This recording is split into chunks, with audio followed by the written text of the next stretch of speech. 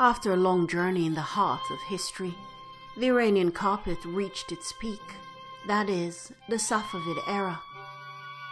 An era that displays culture and art in the best possible way. Focusing on Iranian gardens, birds, animals, recreational areas, Iranian flowers, and in a nutshell, a happy and joyful life is radiated from the carpets of this era. The use of Iranian literature and other valuable arts show the intellectual maturity of the masters in creating hand-woven works of the Safavid era.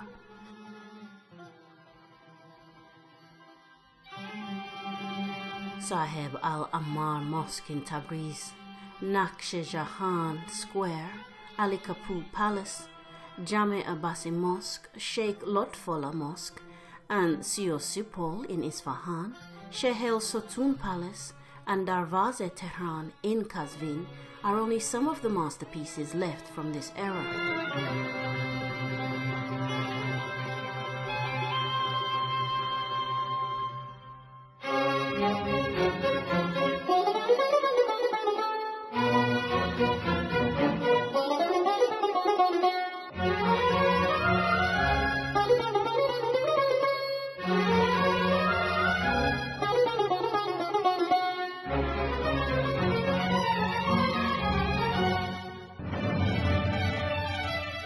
Here is Imamzadeh Jafar, one of the monuments of the Timurid era in Damghan. In a part of Imamzadeh's courtyard, there is a small building, which its inscription attributes this monument to the reign of Timurid Shahrukh. Expensive tiles were used in the facade, many of which are now missing.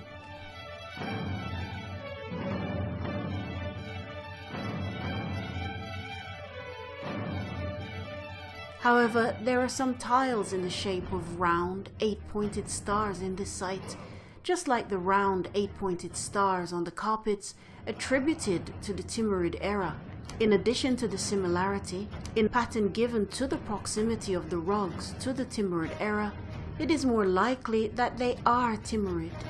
With the fall of the Timurids after the invasion of the Uzbeks, Iran was in chaos again. The chaos also affected Iranian carpets and pushed it back to the era of stagnation. During this period, the Uzbeks and two Turkmen tribes of Kara Kuyunlu and Ak Kuyunlu got involved in a war, and the Uzbeks were defeated, and the fight between the two Turkmen tribes led to the defeat of Kara Kuyunlus. Ak Kuyunlus chose Tabriz as their capital. And given the attention of Akkayunlu rulers to culture and art, carpet weaving was revived. During the reign of Uzun Hasan, one of the most powerful sultans of Akkayunlus, he also sent an ambassador to Tabriz named Josaphat Barbaro. In his memoirs, Barbaro repeatedly mentions the exquisite carpets of Uzun Hasan's palace, and writes that the floor of the hall was covered with excellent carpets that were more than 15 feet long. Uzun Hasan had ordered them to bring and display very beautiful and stunning silk carpets. In the memoirs, the observations of another Venetian merchant are also recorded. During his trip to Iran in Uzun Hasan's era, he has spoken of broad silk carpets in Persian style in proportion to the size of the palace's halls. From the written documents, we can infer exquisite carpets existed in the courts of the Turkmens. But the type of these carpets is still not known because there is no trace left of them. Of course, many researchers believe that some carpets in the early Safavids were probably woven in Akkayunlus's era in Tabriz.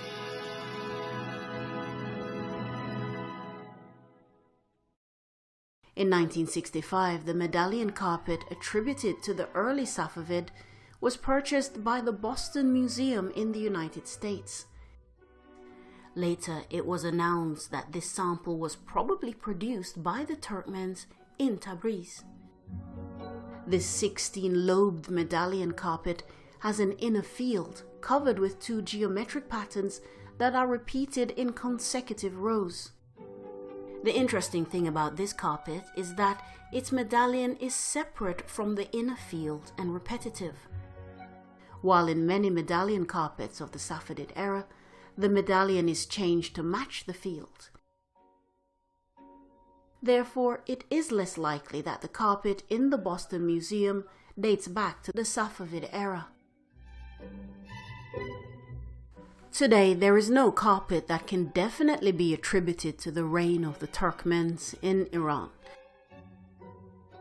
Therefore, in order to clear the ambiguities, it's necessary to refer to the illustrated versions that depict the carpets of that period. Havaran-Name by Ibn Hassam is one of Iran's religious epic poems that was illustrated during the reign of Ak-Koyunlus, and it's a visual document that depicts carpets of this era. In the images of this literary work, many carpet designs are precisely depicted, and only their scale has been reduced, and many of them can be compared with the samples that are currently available.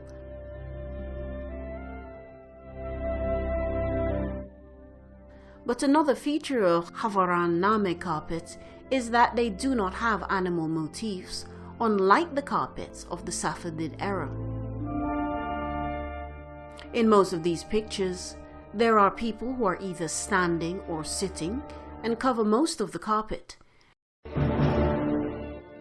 Therefore, the patterns are just the central motifs.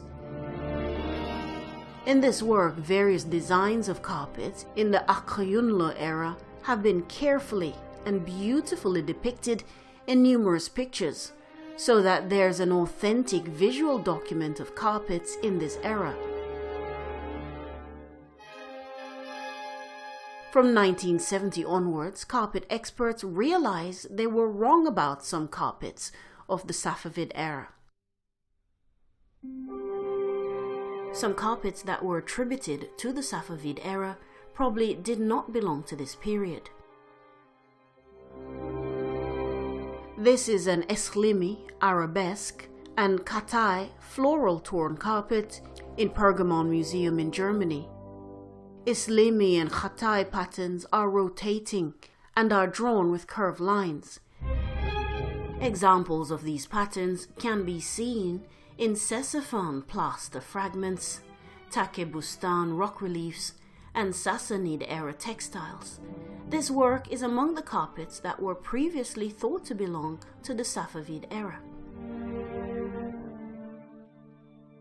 But the geometric design of the leaf, which is similar to Eslimi's, in the corner with a brown background, and the design related to the wide and narrow margins of the carpet, is often found in the carpet symbols and traditional art of the Timurid era, which makes it more likely that it is Timurid. During the Safavid rule, the activities of the artist intensified, and this empathy and cooperation was due to the security that the Safavids had brought to the society. هنر در دوران ثبوت امنیتی باید اوج بگیره. The most valuable possessions of the world's famous museums are samples of the Safavid era's carpets, and in the meantime, the art of Iran's carpet weaving also reached its peak. Regarding carpets, some of the best rugs in Iran were woven during the rule of the Safavid kings. It is during this era that the magnificence of Iranian carpets also enchants Ottoman sultans, to the extent that Iranian carpet weavers were employed in the royal workshops of Istanbul. دوره صفوی دوره اعتلاف و درخشندگی فرش‌بافی ایران هست در تمام ادوار. تمام ادوار به این معنی است که از همون زمان تا امروز فرش‌های صفوی رقیب نداره. Eslimi's vibrant and curved motifs, as well as the lively designs of flowers, plants, gardens, and animals, turn carpet weaving into the most delicate arts of pattern and color. Shah Ismail I, the founder of the Safavid dynasty, paid special attention to carpet weaving. It is said that he had set up large carpet weaving workshops in his capital, Tabriz. In very big royal workshops with the presence of painters, designers, miniaturists, and first-rate masters, large carpets were woven on the orders of the Safavid authorities and even European monarchs.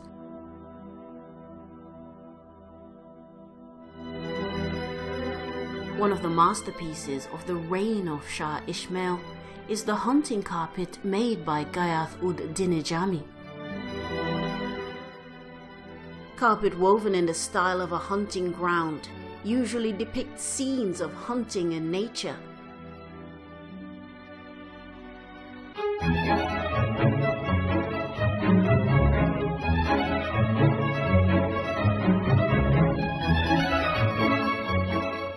Here is Milan's Poldi Pezzoli Museum.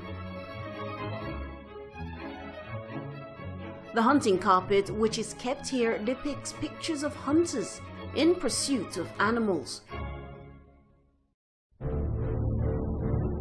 In the inner field of the carpet, there are animals, birds, and horsemen with spears and swords who are looking for prey.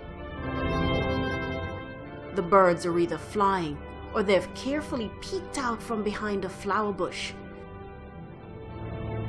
This carpet is made of silk thread, cotton weft, and wool pile, and this text can be seen in the inscription of the center of the carpet. It was possible to finish this precious work due to Ghayath-ud-Din-e-Jami's efforts. This carpet is one of the few carpets with a date and an inscription from the Safavid era, which has been delicately woven and shows off in this museum with a miniature painting. But how can this carpet find its way in Italy? There are theories about the historical background of the carpet.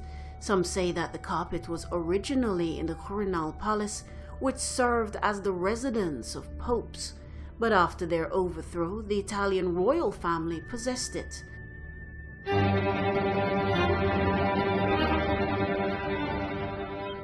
Victor Emmanuel III, the King of Italy in 1919, handed over the carpet to the Italian government. Another theory is the hunting carpet was in the possession of the royal family of England, and Victor Emmanuel III, the King of Italy at the time, borrowed it to display in a royal exhibition. But the exhibition was never held, and the hunting carpet remained in Italy. Anyway, whatever the story is, this masterpiece of Shah Ismail's period has found its way to the Italian Museum to familiarize the visitors with the hunting style around the Safavid era. Of course, the carpet with the hunting ground style left from the Safavid era does not end up with just this one. To see another example of hunting carpet, you have to travel to Austria. This is the Vienna Museum in Austria, and this hunting carpet dates back to the middle of the 10th century. The hunting rug is woven with silk and gold, and it was designed by Sultan Muhammad, the famous painter of Shah Tahmasp's court.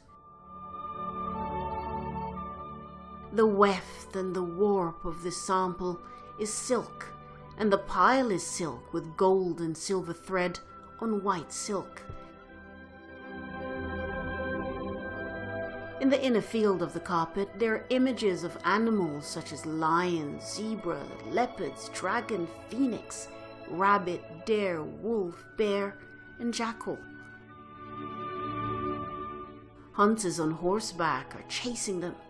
They carry bow and arrow, spears, swords, or sticks as weapons. Some experts believe that this carpet is the most exquisite carpet ever woven. The harmony of the colors and the balance of the carpet have doubled its beauty. But the highest level of progress in carpet weaving was achieved during the era of Shah Tahmasp, the son of Shah Ismail. Shah Tahmasp himself had a hand in designing, and it is said he made several designs for carpets. He was the founder of urban style. That is, he brought the art of carpet weaving to the city, which was generally a rural or nomadic profession. در دوره شاه طهماسب خیلی دیگه رونق عالی ایران و حتی به اینجا رسید که خود شاه طهماسب علاقه‌مند شد به قالی‌بافی و یاد گرفت.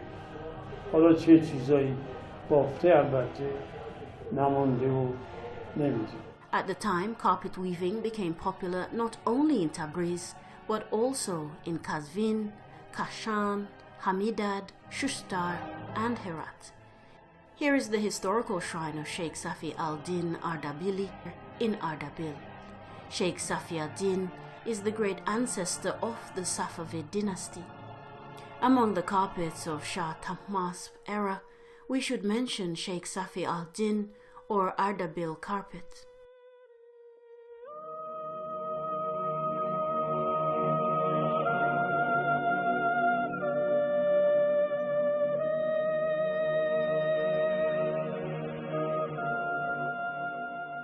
This carpet is one of the most exquisite carpets of the Safavid era, which was woven by the order of Shah Tahmasp for his father's tomb, Shah Ismail I, who was buried in the shrine of Sheikh Safi al-Din. This carpet was woven in 1946 and is actually a pair. One of them is kept here. The Victoria and Albert Museum in London, the largest museum in the world in terms of decorative arts. The other carpet is kept in the Los Angeles County Museum of Art, the largest art museum in the west of the United States. The Ardabil carpet has a date and signature and the name of its weaver. Maqsood Kashani is woven on it, therefore it is considered a historical document.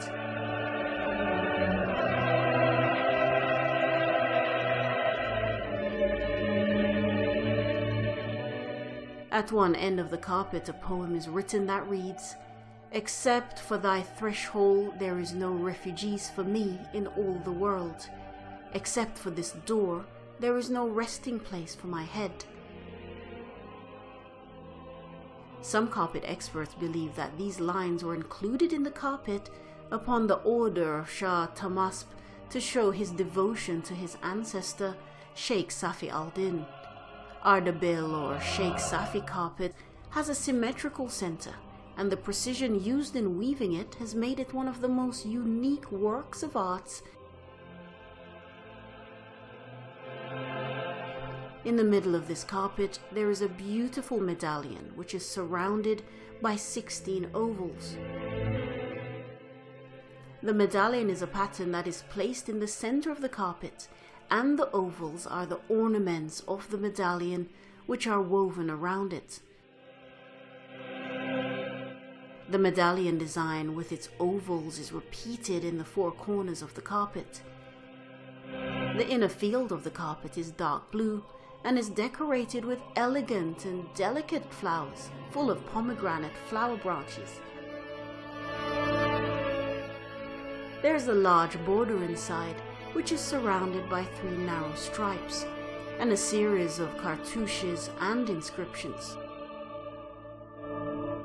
This carpet is unique in terms of design and texture, and is included in the list of 50 masterpieces of the world.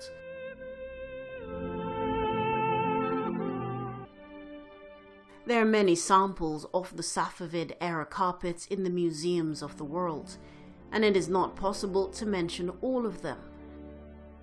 But maybe the most outstanding ones would be worth mentioning.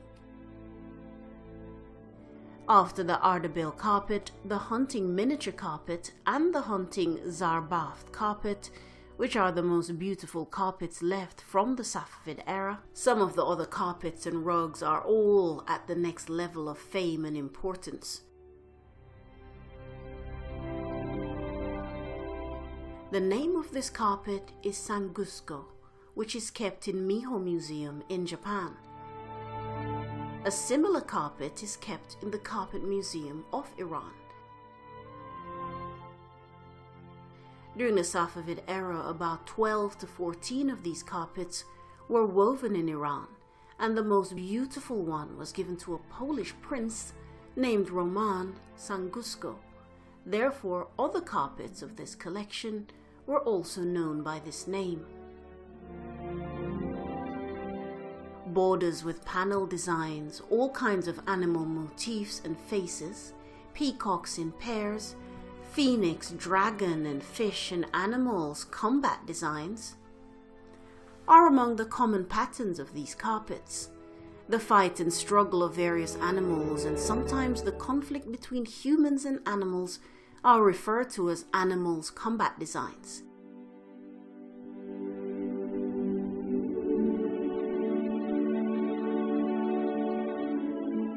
و الان ما نمونه‌های زیادی داریم در همین موزه فرشی خودمون در تهران که از دوره صفوی و واقعا خب شاهکارهایی. این قالی زیبا با اسم قالی سنگشکو معروف هست. سنگشکو اسم یک شاهزاده لهستانی بوده که زیباترین نمونه این قالی ها رو داشته. حدوداً 10 تا 14 قالی رو گفته میشه که با این طرح و نقش بافته شده و زیباترین نمونه مربوط به این شاهزاده یعنی رومن سنگشکو بوده که این اسم تعمیم داده میشه به تمام قالی ها. در رابطه با طرح و نقش این قالی، لچک ترنج طرح و نقشش و در قسمت مرکزی که ترنج بزرگی قرار داره که به رنگ تیره هستش، تصویر حیواناتی مشاهده میشه، همچنین افرادی در حال شکار.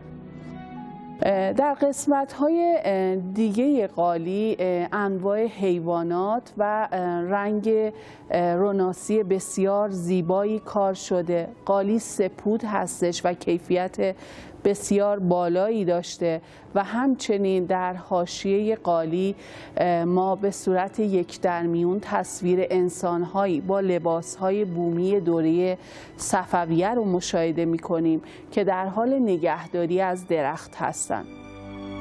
درخت در فرهنگ ما ایرانیان بسیار مقدس بوده و یک واسطه‌ای بین انسان و خدا محسوب می شده. همچنین یکی دیگر از نقش‌هایی که در قالی در حاشیه دیده میشه نقش گرفت و گیر هستش.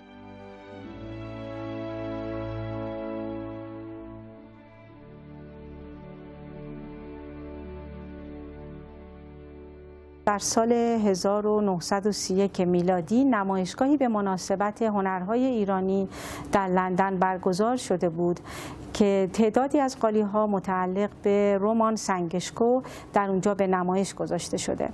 اینها تمام قالی‌های بافت دوره صفویه بودند ولی با نامگذاری غربی، قالی‌هایی که در کرمان، در اصفهان و تبریز بافته شده بودند ولی نامگذاری‌های غربی داشتند. این قالی با شکوه متعلق به رومان سنگشکو بوده و معروف به قالی سنگشکو میشه. در دهه 50 خریداری میشه و به ایران منتقل میشه و در موزه فرش در سال 56 به نمایش در میاد. از شاخصه های این قالی که در دنیا 14 تا 10 قطعه موجود هستند که این نمونه در موزه فرشه و بقیه زینت بخش کاخها و کلیساها یا مجموعه دارای خصوصی و همچنین یک نمونهش در موزه مینهو ژاپن موجوده. از ویژگی های این قالی سپود بودنش هست، رنگ هایی که به کار برده، رنگامیزی که داره و به نوعی طرح و نقشی که در اون دیده میشه. در طرح لچک ترنج، در داخل ترنج 8 سواره نظام در حال شکار هستند که به صورت سواره در حال شکار حیوانات که اینجا بزرگی و قدرت شاهان رو نشون میده. سرترنج ها که با طرح کتیبه نقش بسته و حاشیه‌ای که طرح قاب‌هایی داره و در اون تصاویر 2 پیکر که با لباس دوره صفوی که از لحاظ مردم شناسی میتونیم اون رو بررسی کنیم به نمایش در اومده. همچنین صورت دیوها و نقوش ماهی، نقوش حیوانی که در حال حرکتن، به نوعی 3 زمان رو نشون میده. میتونیم بگیم عالمی که ما از اون به دنیا میایم یا به نوعی در اون زندگی میکنیم و آخرت رو 3 بعد رو به نمایش میذاره. جزء قالی های صفوی که طرح تصویری هم در اون دیده میشه. این قالی 35 رجه، گره به صورت نامتقارن، احتمالاً بافت کرمان می باشد. یکی از دوره‌های خیلی مشهور شناخته شده و به زعم برخی از فرش‌شناسان و هنرشناسان به عنوان دوران طلایی فرش‌بافی ایران ازش نام برده میشه، دوران صفوی هستش. دورانی که در برخی از منابع به عنوان دوران شکفتگی و عظمت فرش‌بافی ایران هم ازش یاد میشه و چند دلیل هم اتفاقا برای این موضوع میشه مشخصاً برشمرد که این مدعا رو تایید میکنه. یکی اینکه ما به لحاظ تاریخی واقعاً هیچ مقطعی رو نداشتیم که اینقدر حکومت و دولتمردان و شاهان و حاکمان ایران خلاصه رده‌های بالای کشوری به موضوع فرش‌بافی اهمیت بدن. The pattern of the carpet is medallion corner design. That is, it has a medallion in the center and a corner in each edge. The corner is placed in the 4 edges of the carpet and is usually curved. All kinds of animals can be seen in the center and on the margins of the carpet. In addition to the carpet design, the art of miniature works is also used in this carpet. The warp materials of this carpet is made of yarn, the weft is made of wool, and the pile is made of wool and is dyed with natural colors. دورانی که شاهان صفوی از شروعش یعنی سال 908 با به قدرت رسیدن شاه اسماعیل صفوی تا آخرین اونها، تمام این شاهانی که اومدن و رفتن هر کدوم به واسطه علاقمندی‌هایی که داشتن، برخیشون به نقاشی، بعضیشون به معماری، ولی تقریبا فرش‌بافی از اون حوزه‌های از هنر بوده که تقریبا تمامی دوره‌های مختلف شاهان صفوی به یک شکلی حالا با یک اوج و فرودهایی بهش توجه شده. دوره‌های مثل دوره شاه اسماعیل و شاه طهماسب و شاه عباس دوم دیگه اوجش بوده که کارگاه‌های سلطنتی نزدیک به مقر حکومتی برپا می‌شده. حتی گفته شده که شاه اسماعیل یا شاه طهماسب خودشون حتی روزانه از این کارگاه‌ها بازدید می‌کردن. Another outstanding rug is the Anhalt carpet. The carpet was discovered in the second half of the 19th century in Dessau Castle, a seat of the Dukes of Anhalt. Technically, this carpet has cotton thread, silk weft, and wool pile. This rug with a large central medallion, a blue inscription, and red-headed medallions with colorful designs, 6 peacocks in the upper half of the carpet, and 6 peacocks in the lower half displays the art of the Safavid era. The central medallion design of this carpet is very similar to the cover of the books in the Safavid period, as well as the tiling works of the Timurid and Safavid eras. The dark blue polygonal head medallion of the carpet has been observed many times in the tiling works of the Safavid era and it shows the close relationship between carpet design, tiling, and book design in the Safavid era. The Anhalt carpet was donated to the Metropolitan Museum of Art in New York in 1946 by Samuel H. Kress Foundation. It is possible that Joseph Dobbin was previously keeping the carpet in London and he sold it to Samuel Henry Kress. Since this carpet was previously owned by Duke Anhalt of Dessau, it became known as Anhalt.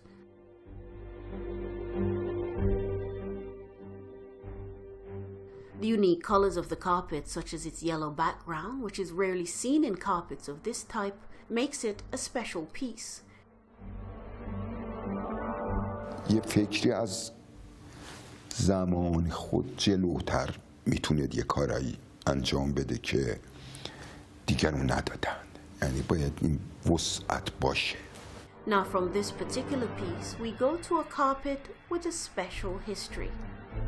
This carpet is the Krakow-Paris carpet, which is divided into two halves, and one half is in the Museum of Decorative Arts in Paris, and the other half is in the Krakow Cathedral in Poland. But why is this carpet cut in half and each half is in two different countries? The story is that during the Ottoman and Persian wars, this carpet fell into the hands of the Ottomans, and because the Ottomans controlled a part of Europe at the time, it was sent there. In the Battle of Parkani in 1683, between the Polish and Ottoman forces, the King of Poland, John III Sobieski, seized the carpet and took it to Krakow, the capital of Poland at the time, and donated it to the Church of Krakow. The church decided to spread the carpet on the steps of the altar. But because the dimensions of the carpet were bigger, they cut it into halves. As a result, one half of it was spread and the other half was sent to the church's storeroom.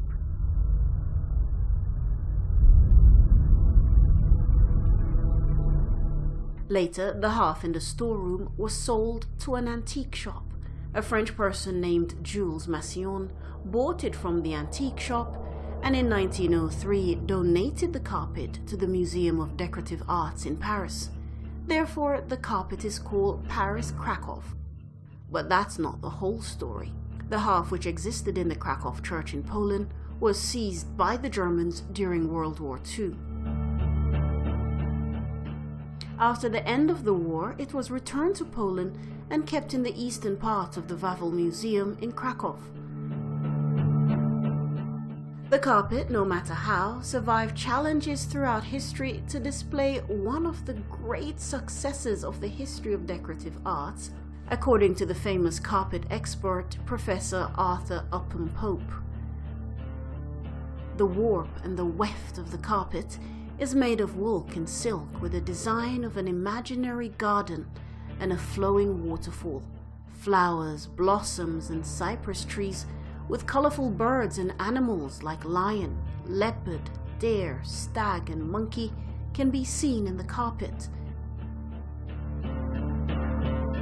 A phoenix is flying through the branches, and all these motifs can be seen on the golden color of the inner field with a special shine. In the middle of the rug, there's an oval-shaped medallion with a purple color with two harmonic head medallions along a vertical line of the inner field. Of the three borders, one is wider with a pattern of flowers, deer, and other birds. The other two borders are narrower and are designed with a flower pattern on a yellow background, as well as a flower and bird pattern on a dark blue background.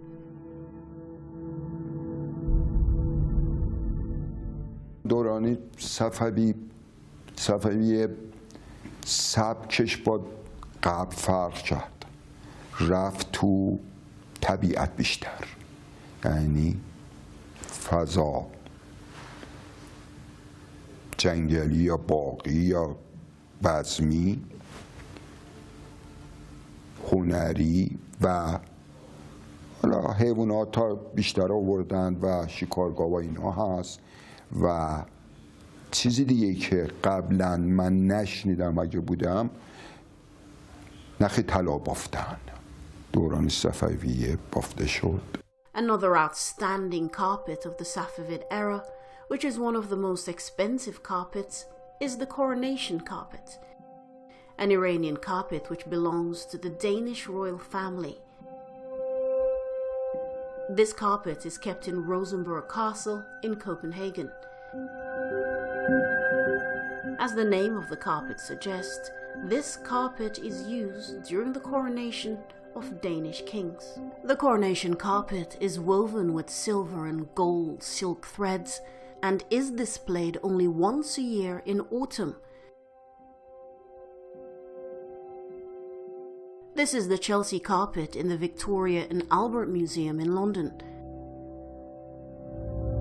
Another masterpiece of the Safavid era. The warp and weft of this hand-woven carpet is made of silk, and its pile is made of first-class and high-quality wool. In the design of this carpet, 2 medallions with a dark background are used.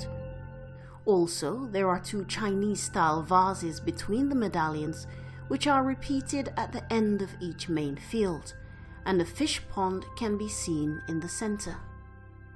The rest of the inner fields include relatively small motifs such as flower, or a fruit tree or a pair of animals that are fighting.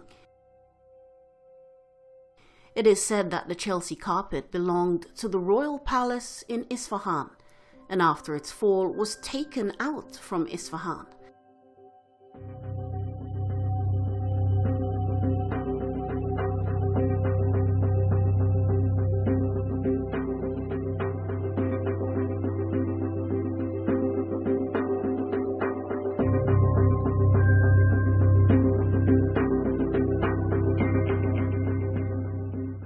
Later, they bought it from a seller in Chelsea for the museum. This is why it's named the Chelsea carpet.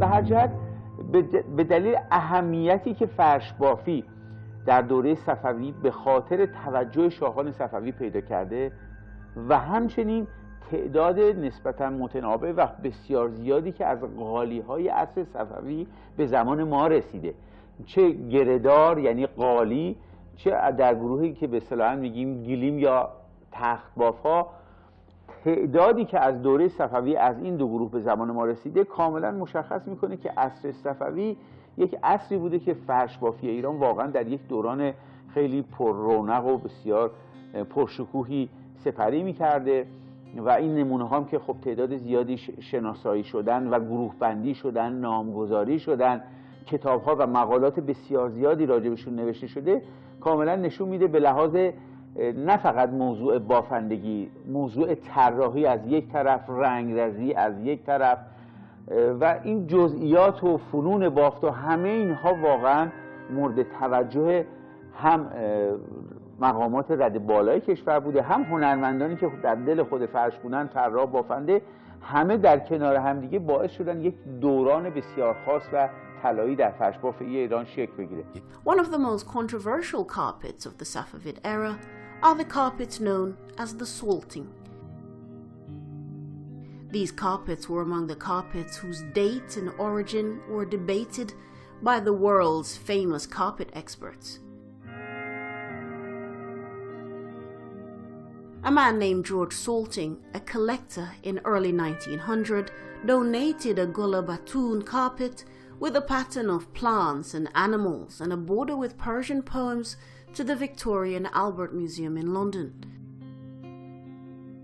This carpet was published in the museum catalogue with the identification of Iran in the 16th century. In 1931, a new catalogue was published with this content. A lot of evidence indicates that these carpets were woven in the suburbs of Istanbul and at the latest in the 18th century. With this new catalogue, not only the Iranian origin of these carpets and similar samples were called into question, but also at least 200 years were reduced from the age of the carpets. It was later discovered the author of this content was Edward Cecil Tattersall, then the director of the museum's textile department. Of course, this claim was not taken seriously for a long time, until the famous Iranologist and prominent art critic Professor Frederick Zerr, in an article in 1939, implicitly confirmed Tattersall's theory. When the famous carpet expert Kurt Erdmann confirmed this theory, the arguments about the origin and the age of the carpet became intense. Finally, several European, American, and even Turkish carpet experts conducted comprehensive and impartial historical scientific researches, and in 6 documented reports to the International Conference on Oriental Carpets that was held in San Francisco in 1996, they proved that the carpet is Iranian and belongs to the Safavid era. The unprecedented consensus of the experts at the International Conference on Oriental Carpets in 1996 and the publication of their strong and irrefutable articles in 1999 put an end to decades of controversy and sorted out the salting carpets issue forever. Apart from the controversial salting carpets, we reach the sea wave carpet. This exquisite Iranian carpet is known by this name because of its special and wavy pattern. The other name of this carpet is Portuguese because at the time of its weaving, which was during the Safavid era of Shah Abbas, Goa was one of the Portuguese colonies of India, and the mentioned carpet was transferred there. One of the features of this carpet is a large medallion and the image of a ship in the corner. This carpet was woven with cotton yarn and wool and is now kept in the Museum of Applied Arts in Vienna. شاه عباس اومده و این طرح عباسی را که همین عباس بود نقاش معروف این اختراع کرد. یکی از زیباترین و تجملی ترین قالی‌های موجود در موزه فرش ایران از منطقه اصفهان دوره صفوی هست، معروف به قالی‌های پولونز که تعداد اینها در دنیا 300 قطعه تخمین زده شده. جزء با شکوه ترین قالی‌هایی که در دوره شاه عباس بافته شده و حدود 100 سال تخمین زدن برای بافت این گروه از قالی‌ها. داستان این قالی‌ها از اینجا شروع میشه که در سال 1601 میلادی شاهزاده لهستانی به بازرگان خودش مرادویچ سفارش میده که به ایران بیاد و پایتخت ایران در اون زمان اصفهان که مقر قالی بافی در اصفهان و کاشان بوده سفارش میده. تعدادی از این قالی‌ها در اون منطقه بافته میشن که آرم عقاب داشتن و جنس اونها از ابریشم و نخهای گلابتون که مغزش از ابریشم و دورش از طلا نخهای گلابتون معروفن یا نقره تشکیل شده.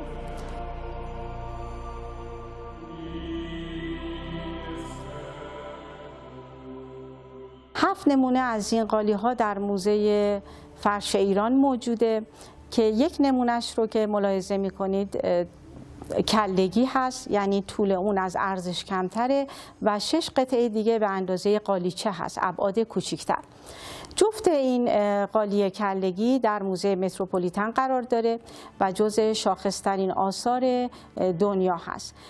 تار و پودش از ابریشم و نخ، پودهای طلایی و نقره‌ای اونها رو در بر گرفته و جزء قالی‌های صوف باف هست. طرحی که ملاحظه می‌کنید طرح ترنجدار و گل‌های شاه عباسیه. گل‌های شاه عباسی که از دوره شاه عباس بر روی قالی‌ها نقش بسته و خیلی از هنرمندا و پژوهشگران این گل رو ریشه اون رو به نیلوفر از دوره قبل از نیلوفرهایی که شاخصن، گل‌هایی که در دوران قبل از اسلام هم بر روی بسترهای دیگه پیاده شدن الهام گرفتن. گل‌های شاه عباسی و ترنج‌هایی که شبیه هم نیستن، لچک‌هایی که در 4 گوشه قرار دارن.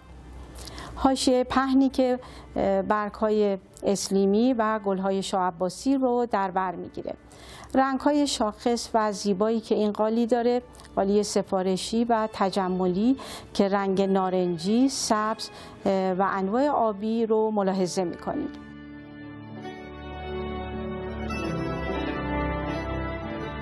The vase design is one of the most famous designs of the Safavid era.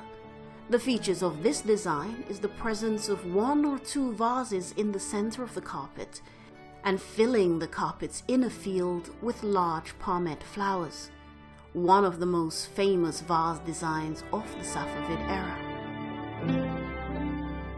In contrast to vase carpets, which are simpler, there are Polish carpets, which are glamorous and extravagant.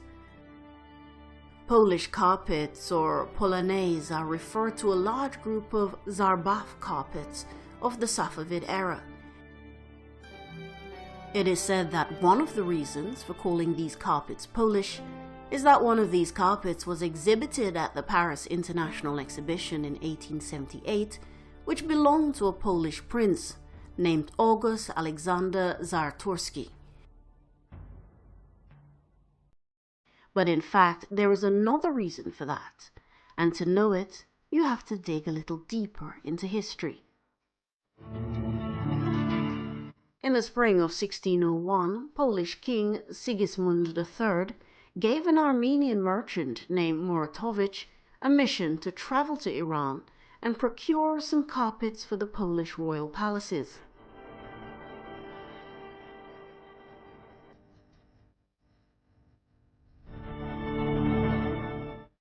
The Armenian merchant ordered the carpets to the weavers of Kashan, who at the time had experience and fame in weaving silk carpets.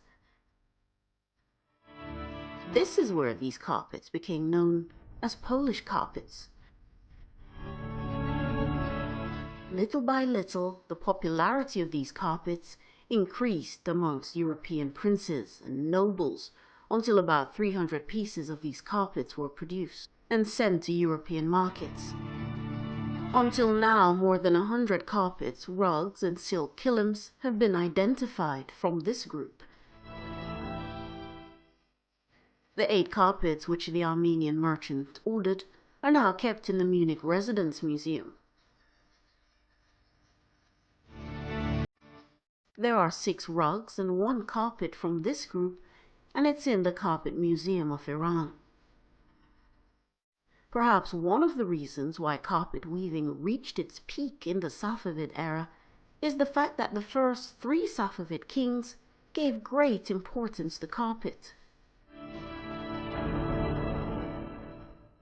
Since their rule was consecutive, the art of carpet weaving could be noticed and grow in a long period of time. After Shah Tahmasp, his son Shah Abbas came to the throne. Shah Abbas moved his capital to Isfahan and established the largest royal carpet workshop there. 2 French tourists named Tavernier and Chardin, the British Sir Robert Shirley, and the secretary of Shah Abbas have mentioned this workshop in their writings. The notes indicate that this workshop was built near Shehel Sotun and Nakshi Jahan Square. Like his father, Shah Abbas gave special importance to carpet weaving and even left a school under the name of Shah Abbas School in carpet weaving. دوران شاه عباس که نقطه اوجه در کنار چهلستون اون طرف خیابون سپه، اینا همه کارگاه قالیبافی بودی و این کار انجام می شده تا دورانی افاقینه.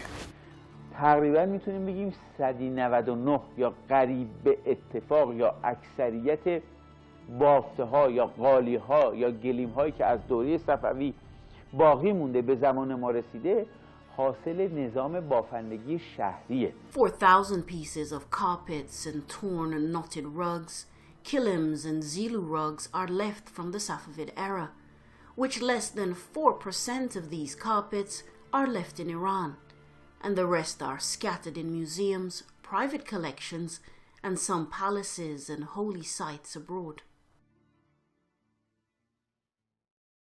Safavid kings allowed carpet weavers to weave styles and patterns according to their own taste. With this work, both the originality of the carpet was preserved and the creativity in creating patterns reached its peak, so that different designs and patterns of carpets emerged in the Safavid era. Therefore, the story of the carpet in the Safavid era was a long one. However, the last Safavid kings had no interest in carpets, and there is no masterpiece that was definitely made in the last half-century of the Safavid era. Kashan, Joshgan, and Kerman were among the cities that became famous during the Safavid era, along with Isfahan in carpet weaving and design. Undoubtedly, the invitation of first-rate masters such as Reza Abbasi and his accompanying collection had a great impact on the growth and expansion of Safavid era's carpet weaving.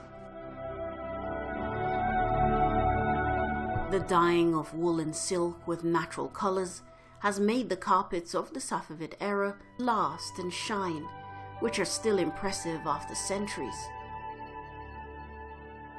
From the Ottoman kings to the courts of European countries, there are traces of Iranian carpets. And this background is the valuable asset of the art of Iranian carpet industry.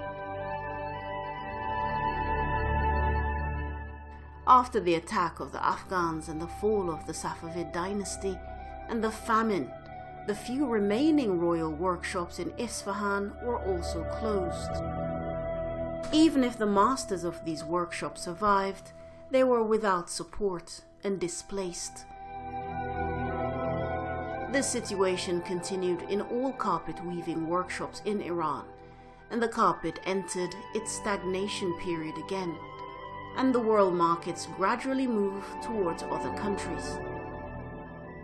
The era of the Safavid kings teaches us that whenever we pay attention to carpets and other hand-woven works, our carpets become unique and have 100% value. Attention to the modern design, and at the same time the use of natural materials and precision in the texture and honesty in the work are among the subjects of the Safavid era in the design of the carpet, and unfortunately the burning candle of the Iranian hand-woven carpet is extinguished with the end of the Safavid era.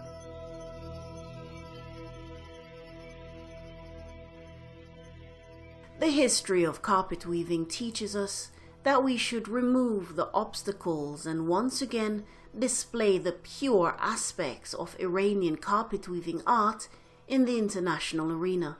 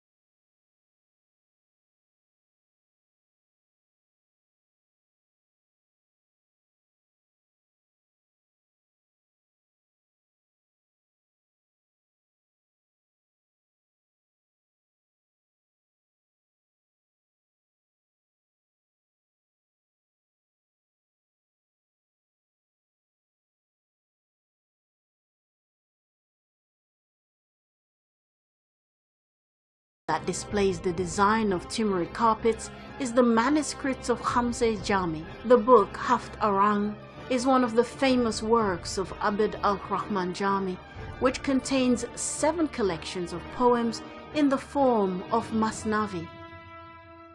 There is a copy of this book in the Malek National Library and Museum of Astan Khudrazvi, which has 5 of the 7 collections of poems, and this is why it's called Khamse Jami. According to the image in the paintings of these documents, it can be said that there is a significant connection between carpet weaving and the painting of the Timurid era, and it is possible that the design of the rugs in Timurid era was influenced by the painting of this period. In the Safavid period, which is considered the peak of the art of carpet weaving. Fortunately, there are far more carpets that bring the carpet story to a new stage of history. The golden age of Iranian carpets. Despite the claimants who prohibit love, the beauty of your face is our justification.